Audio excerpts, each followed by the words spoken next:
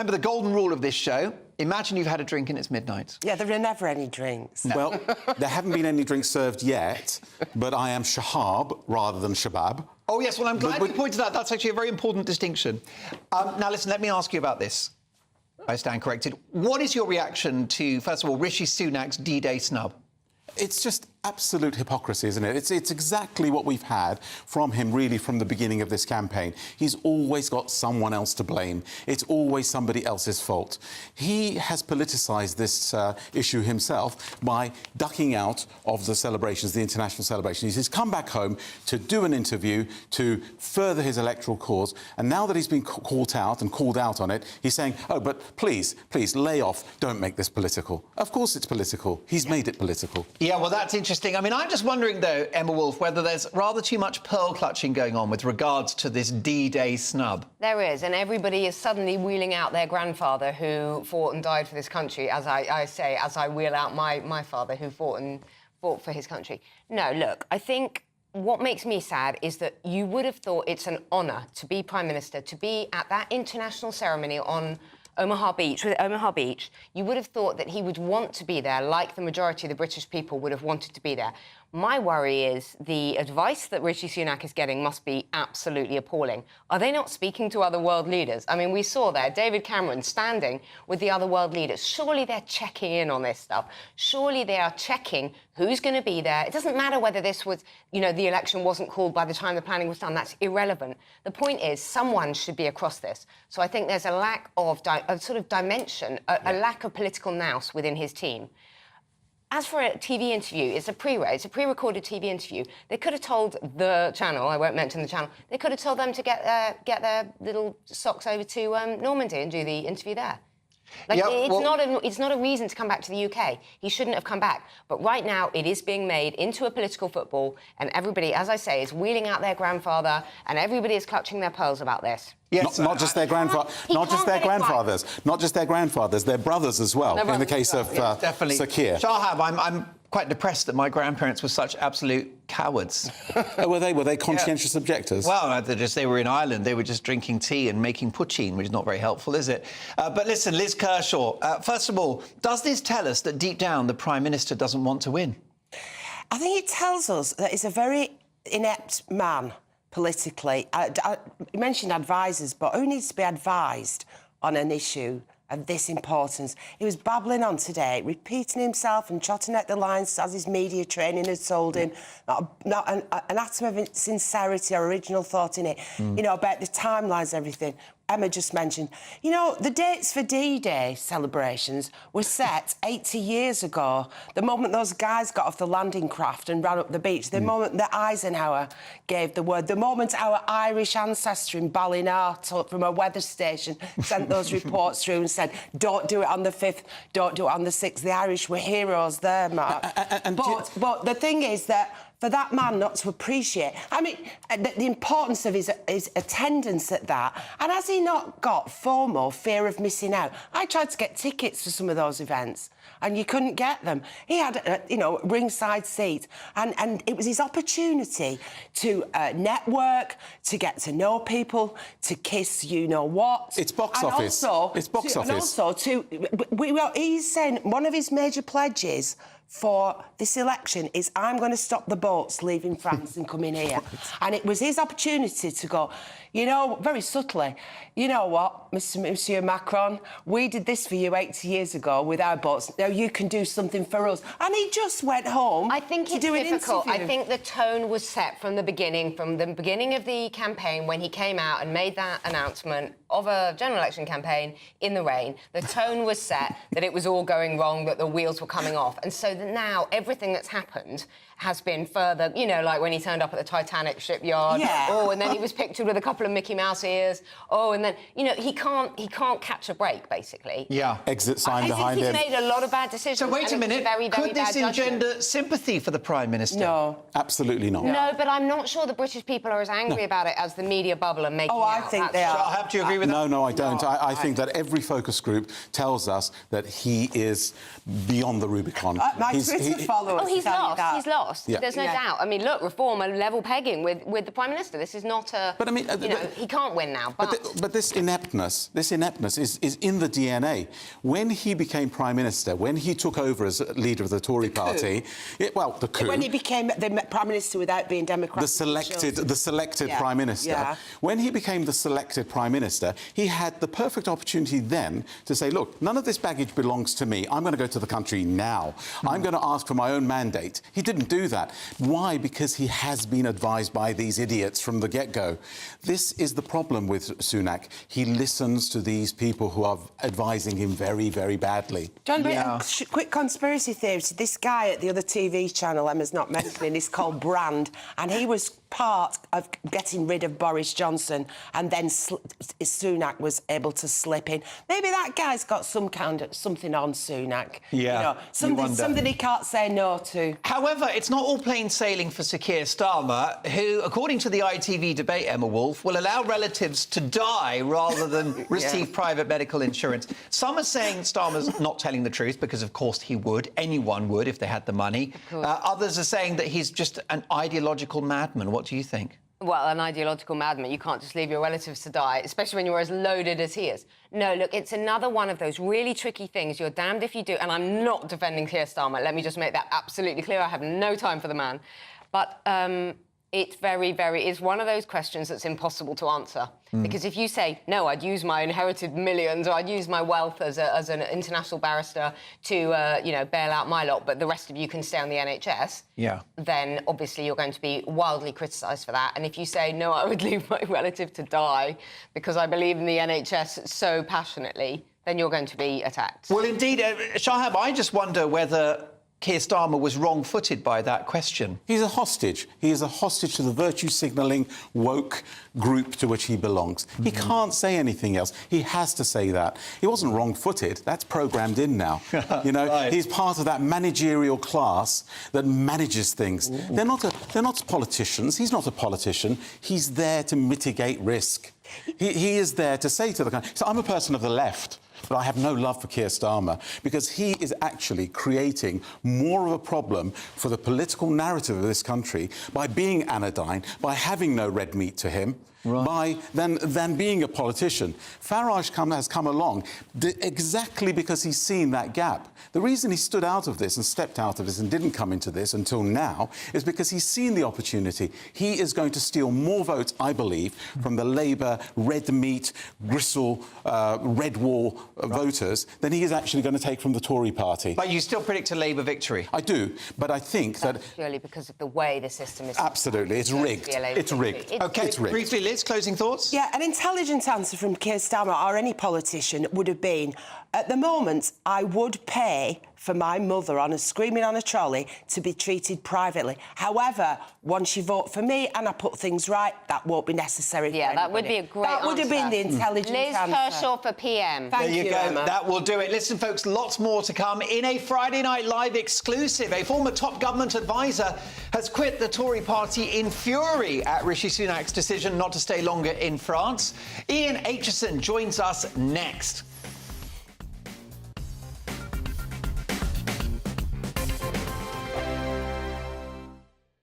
Nana Queer, weekends from 3 p.m.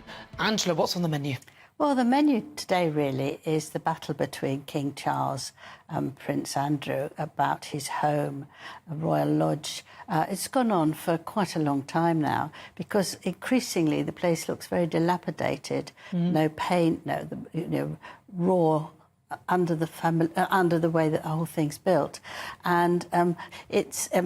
King Charles gives him £3 million a year to have safety, and also another $1 million just to keep it going.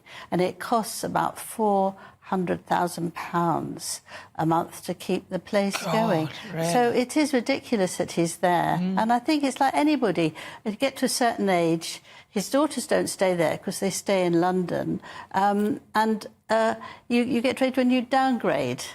And it's not a big deal, it's not hopeless, it's actually gives you a fresh feeling. And I think it's very silly that he won't do it, but he's determined not to, and the King is determined to. And it seems that if he doesn't listen and make all these decorations properly, that he's going to stop giving him the money, which would be very difficult indeed for him. Because every 5 years, isn't he meant to paint the outside and all sorts of things? And the Queen didn't give him much money in her will. It all goes to the heir. So Charles has got the money. And so, you just wonder how he'll manage, because he's only got, what he can do. How he'll manage? He can move somewhere cheaper like the rest of us. I mean, £400,000 a month. Yeah. You could go to Frogmore Cottage, which is the offer. Yes, exactly. That's the offer. And it's all been very decorated. Apparently Meghan did it very nicely. It's much smaller, but it's also very carefully guarded. So he should be able to do that. The People's Channel. If you want your news to be straight talking, this is a nightmare for the Conservatives again. down to earth, It's not just Nottingham where this is happening, is it? and most importantly, honest, Hard-working, middle-class taxpayers, they'll get the book thrown at them. then catch me, Martin Daubney, Monday to Friday, 3 till 6 p.m. on GB News, Britain's news channel. In the GB newsroom, we bring you the news as it happens. With our team of dedicated journalists across the UK, GB News brings you accurate reporting of the day's topical agenda. When the news breaks, wherever and whenever it's happening, We'll be there. This is GB News. the People's Channel. Britain's news channel. Join me, Neil Oliver, every Sunday night at 6 p.m. on GB News. And if an hour is not nearly enough for you, go to gbnews.com for special extended episodes online every Friday at 9 p.m, where we can truly get into the nitty-gritty of what's going on. GB News, Britain's news channel.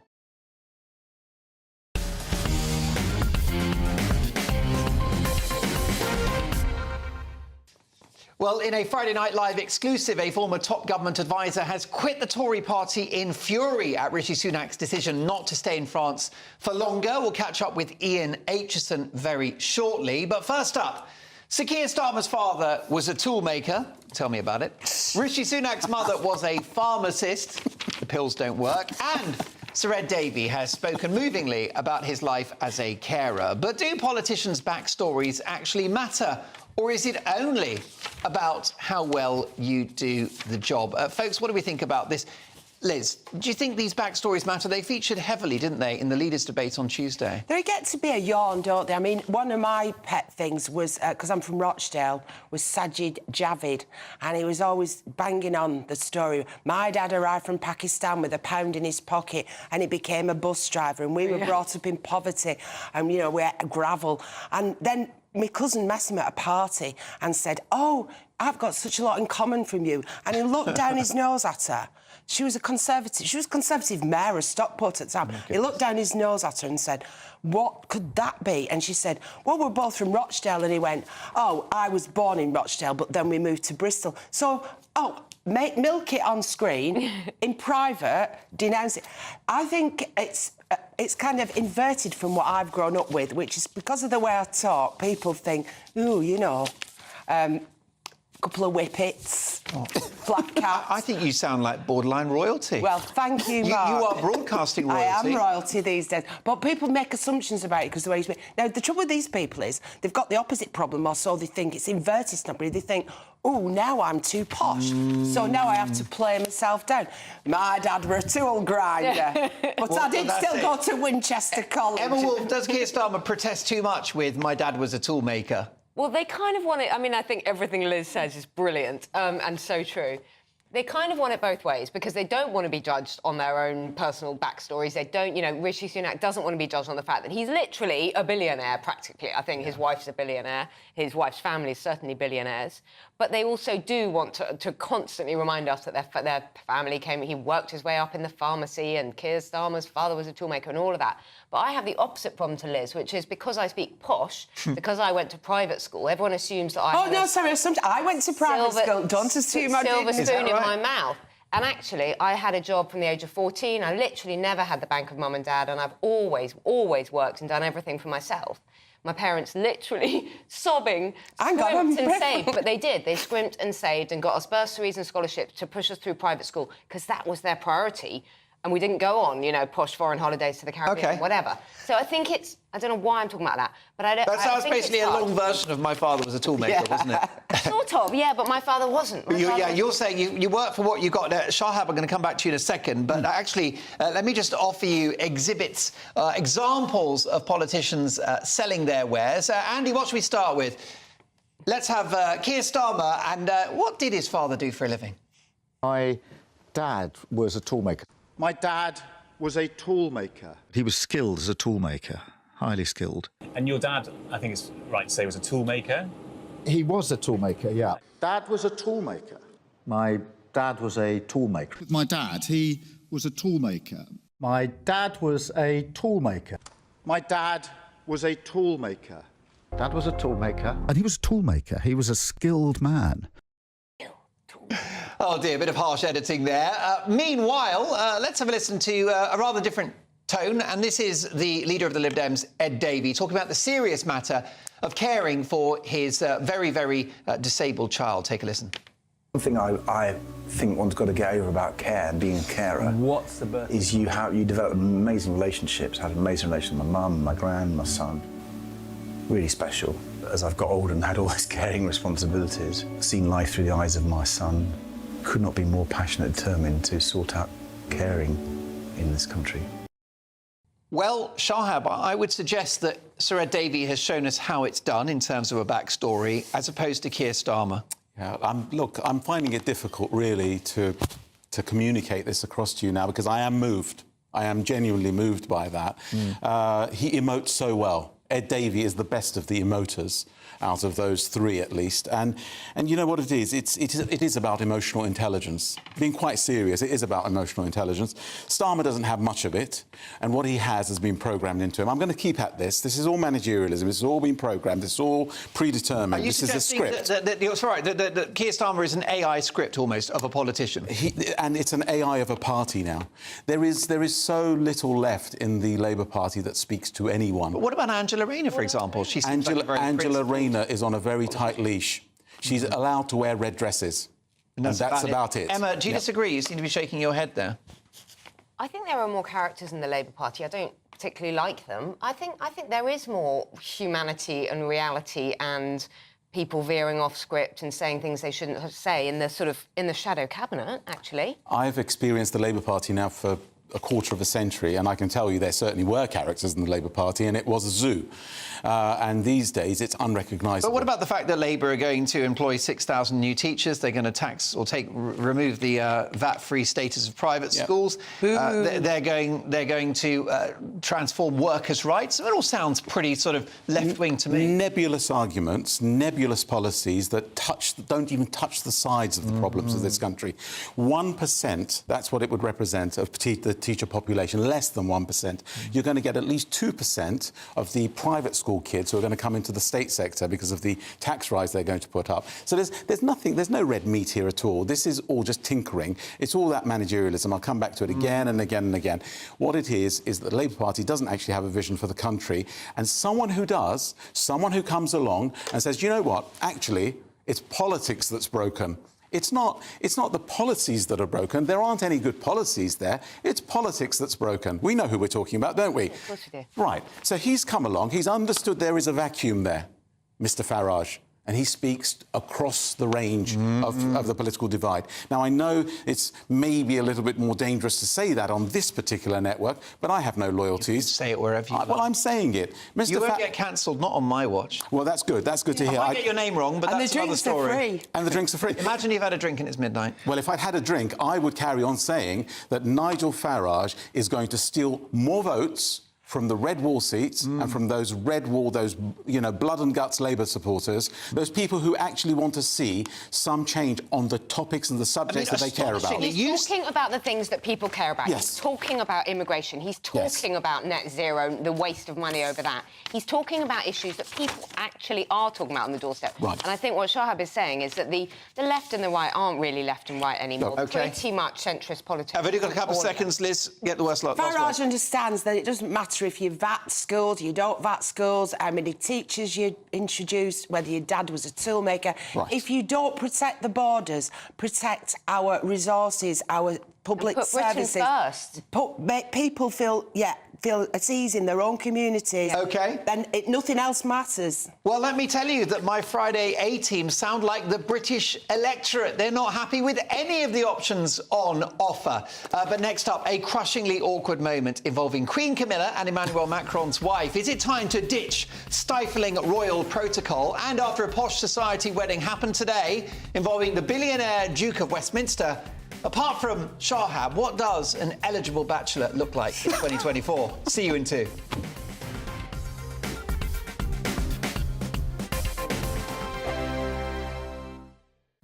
Good evening. It's time for your latest GB News weather update brought to you by the Met Office. It is feeling a bit fresh considering it is early summer at the moment, and there will be some showery bursts around through the next couple of days, all due to an area of low pressure just to the north-northeast of us that's driving some cooler air across the country, and also some showery bursts as well. The showery bursts will be pushing their way southwards as we go through this evening and overnight. Some clear spells in between, particularly across some eastern parts, eastern Scotland, northeast England perhaps, where we get the clear skies here. Temperatures could drop, could get into low single figures, possibly a touch of grass frost. Nonetheless, a bit of a fresh, chilly start for many of us tomorrow. If we take a closer look at what we can expect tomorrow morning, then starting off in the south, a relatively cloudy picture for some of us, but some showery bursts possible and some decent bright sunny spells maybe around the Bristol Channel. Also a swathe of cloud and rain affecting more central parts, that pushing its way southwards. Then across Northern Ireland, Northern England and into Scotland, a mixture of sunny spells and scattered showers. The showers will always be most frequent in areas exposed to that north-northwesterly wind. So northern, northwestern Scotland are going to see the most frequent showers, and here they will be pretty heavy at times. There could even still be some rumbles of thunder and a bit of hail mixed in, and all the time some sleet or snow is possible over the highest ground. The cloud and rain across central parts through the morning does shift its way southwards and breaks up as it goes, with brightening, sunnier skies developing across central parts as we go through into the afternoon. Temperatures just about getting into the low 20s, a bit disappointing for the time of year. Sunday then starts off on a bright note across southern parts, again pretty chilly for some here, but increasing amounts of cloud and outbreaks of rain will feed down from the north, and so particularly across northern parts it is going to be a bit of a damp day with some heavier bursts of rain possible. More showery rain to come as we go into the beginning of next week, and no major rise in our temperatures. This is GB News, and we are Britain's election channel. This vote may seem to be about the politicians and the media, but it's actually about you. We won't forget that. Join us up and down the country as we follow every moment together. More than ever, it's important to hear all sides as you make your decision in the run-up to polling day. This is GB News, the People's Channel. Britain's election channel.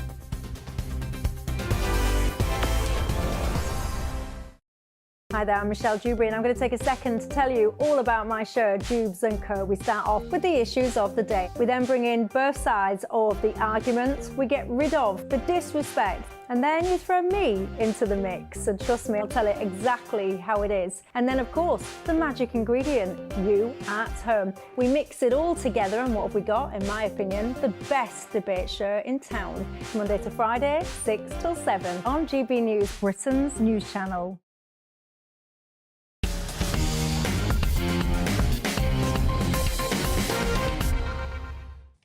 Now, is it time to rip up the royal rule book? The First Lady of France, Brigitte Macron, got into a spot of bother with royal protocols earlier this week at the British Normandy Memorial at Vers-sur-Mer.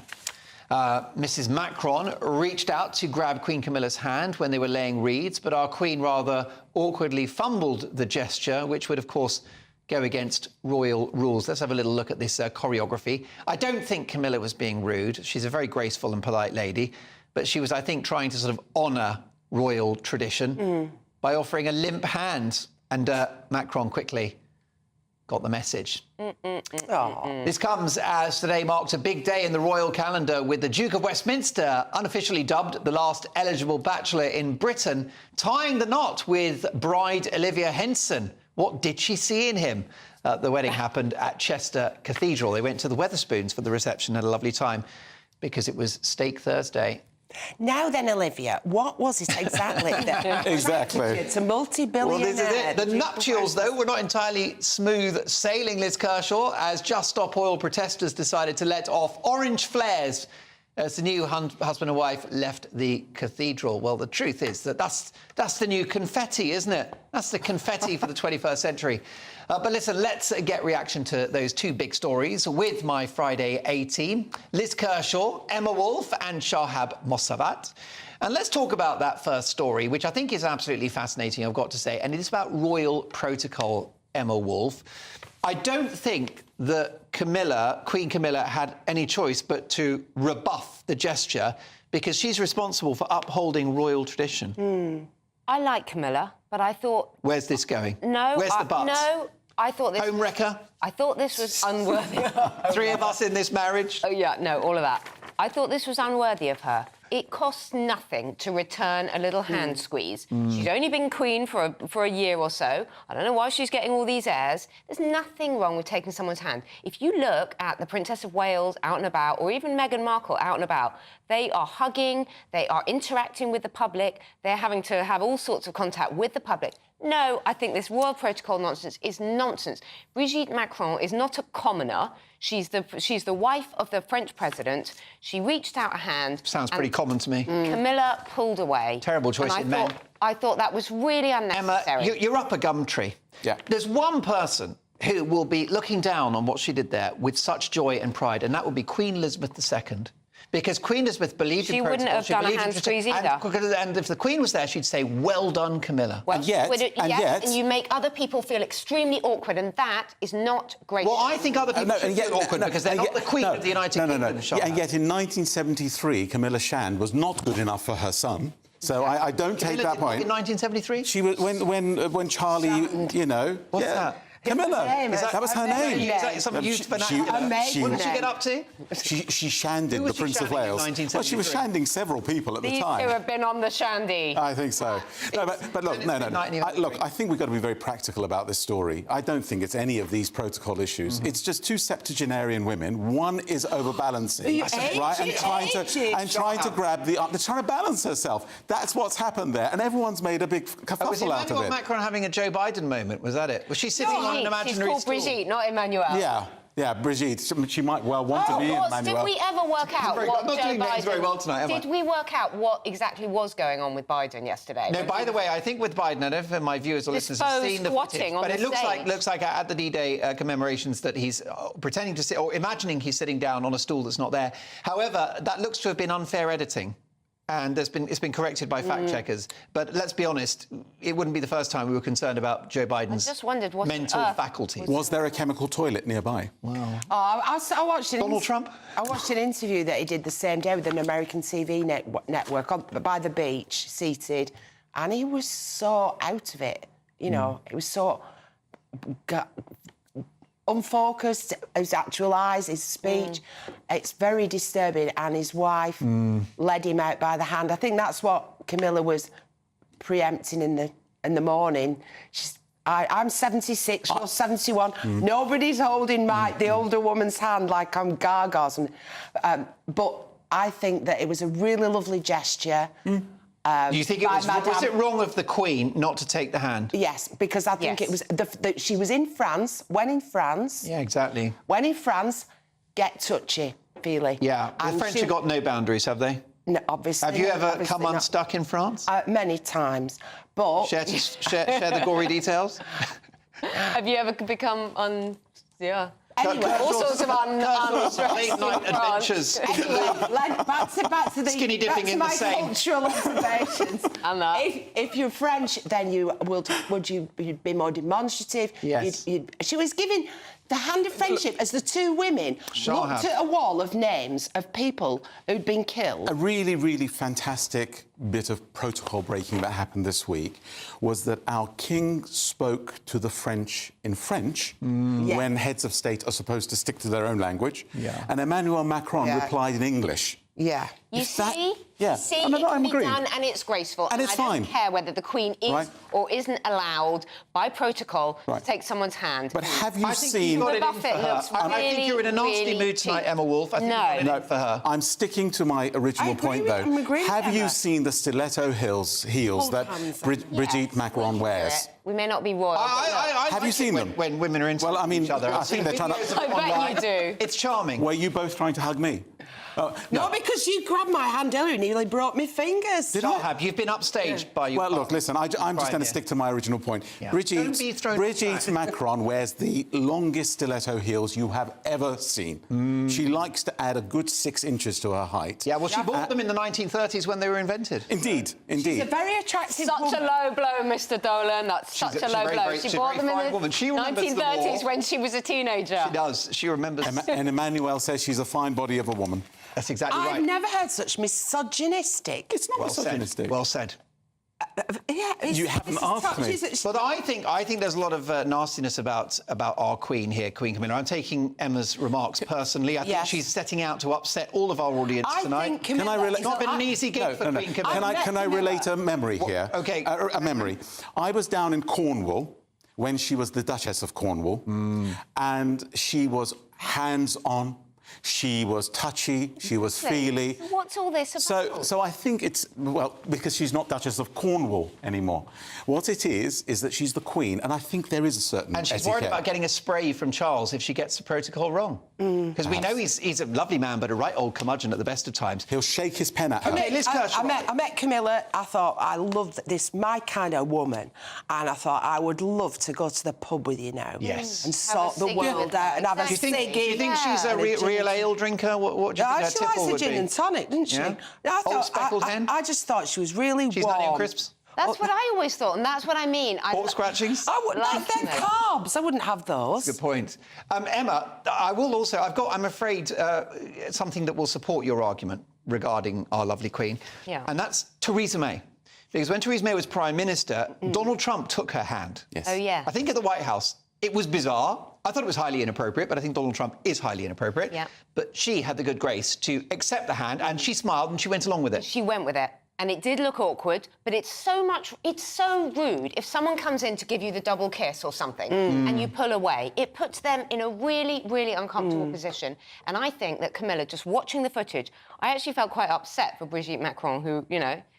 It's ungracious. It was a really spontaneous gesture. It's just spontaneous. It may not Brigitte be Macron can handle it. She witnessed the Crimea War. She's got a thick skin. I wouldn't worry about it. Have you, Shahab, have you ever tried to go in for the double kiss? Have you had an awkward moment with a lady?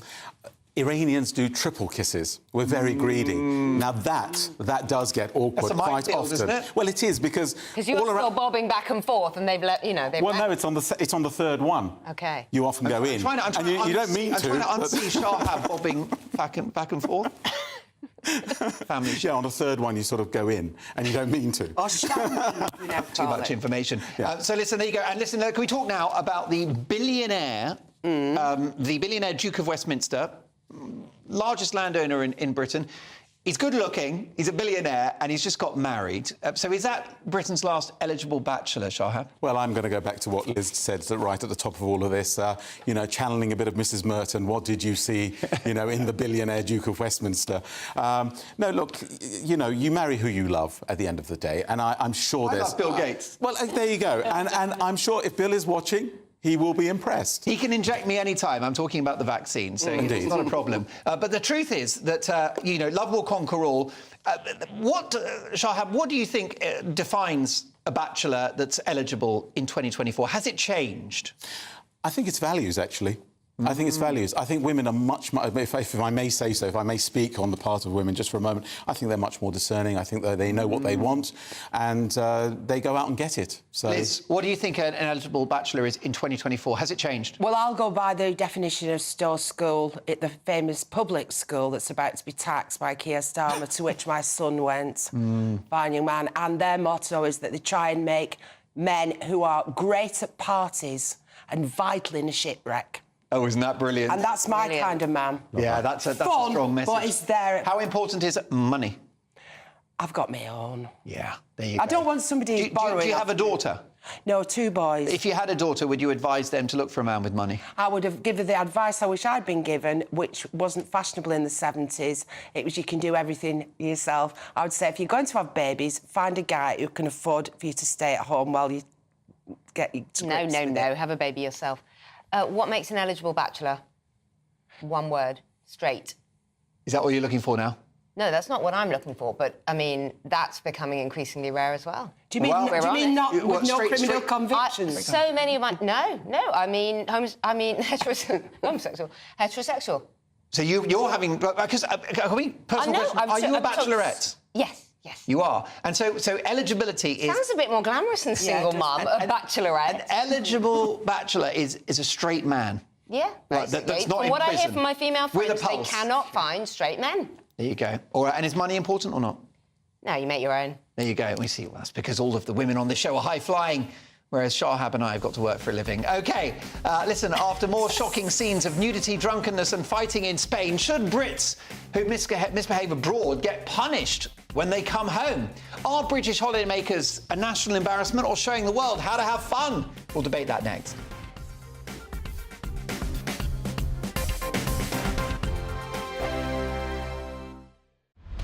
Britain's Newsroom. Weekday mornings from 9:30. How can we have Britain's Got Talent? A British girl did win. Yes. This weekend. Christmas, her name is. Yes, Sydney Christmas. Sydney Christmas. She's a singer. I'm guessing she's going to have a Christmas single out. She's a cruise ship singer and she works in a gym. First woman to win in 9 years. Yeah. I mean, I don't watch it anymore. But some people clearly do. But apparently 5 of the last in the final were not British born or even live here. Outrageous. I know. And so why call it Britain's Got Talent? I know. It's bizarre, isn't it? It sums up as well this difference between the British public and most people on the telly. Yeah. Because the judges do not notice this lack of British involvement in it, or at least if they do notice it, they're not saying anything about it. But the viewers notice the imbalance, and just 4 of the foreign acts made it through to the final in the end. There was a patriotic protest in London on Saturdays, it was described. There was hundreds of thousands of people there. There were Students Against Tyranny were there. There was Tommy Robinson was there, much maligned, divisive figure. But these people would say, we are feeling the need to walk on the streets of this country because we no longer feel we can assert our British identity. Well, I mean, I think there's a difference between patriotism and xenophobia. And I think patriotism is great, and people like to feel a sense of identity, they feel a sense of belonging, you know, they understand what their flag is for, and they kind of, British values, which we all adhere to. And then there's xenophobia, which is sort of, we hate anyone who's not British.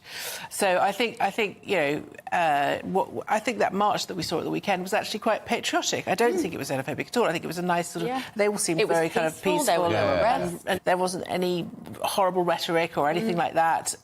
Certainly much less horrible rhetoric than we're used to seeing from the pro-Palestinian marches. The People's Channel.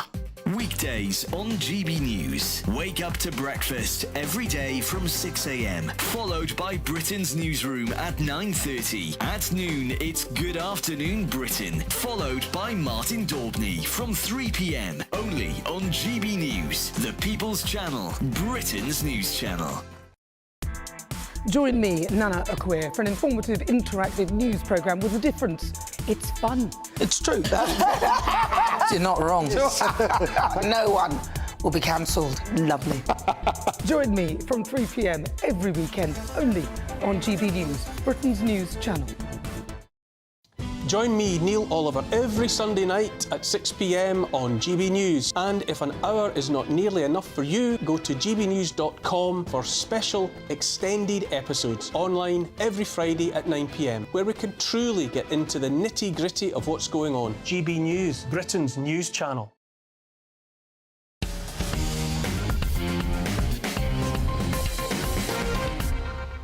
Completely acceptable. Now, of course, we've been heavily promoting our interview with Ian Aitchison, who has resigned from the Tory party in disgust at Rishi Sunak's no-show at the D-Day, or at least half appearance. We've had trouble getting hold of Ian, so we'll resume that conversation in the near future. But next up, after more shocking scenes of nudity, drunkenness and fighting in Spain, should Brits who misbehave abroad get punished when they come home? Are British holidaymakers a national embarrassment, or are they showing the world, Emma Wolf, how to have fun? This is what Brits do, and they've done it for decades. They go aboard and they get drunk and they take all their clothes off and they fall up and down the main streets and they... And it's not they vomit. They vomit in the town centre. It's we. I've been one of those vomiters. Yeah. It's not pleasant, but you have to be careful what you wish for because, you know, the businesses in Magaluf and all these places are absolutely crying out for tourists. And I don't particularly want tourists invading my town, which is London. There are hundreds of thousands of people that come into London from about Easter onwards, and they jam up the streets and they jam up central London, the Japanese and the Americans and all the Europeans, and they all come over. But tourists are tourists. Well, definitely, Liz Kershaw, the authorities in Magaluf are against British tourists, or at least trying to have stricter rules. But all the business owners, the cafe owners, the bar staff, hospitality... Going out of business. They're going out of business as a result. Yeah. And they're like, bring on the Brits. Yeah, it's been whipped up. The people in Magaluf and Mallorca generally are objecting to this. Are partly to blame because they've whipped up this image for Magaluf, which my male members of my family don't call Magaluf. It begins with two different letters. Oh, I see. And they've whipped up that image and they've made it, you know, the destination for bad behaviour.